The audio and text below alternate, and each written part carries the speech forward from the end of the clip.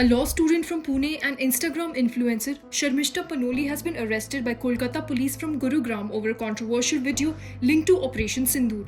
The now deleted Instagram video allegedly contained offensive and derogatory remarks targeting a particular religion.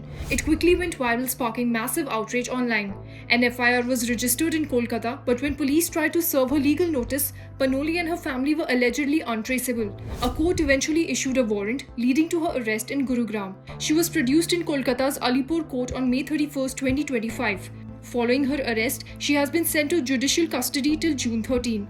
In response to the backlash, Panoli issued an unconditional public apology, saying she never intended to hurt anyone's religious sentiments and would be more cautious in the future. However, in the midst of the controversy, Sharmishta also received death and rape threats online, further fueling the public conversation. Her arrest has since triggered a polarized debate online, with hashtags both supporting and condemning her trending on social media.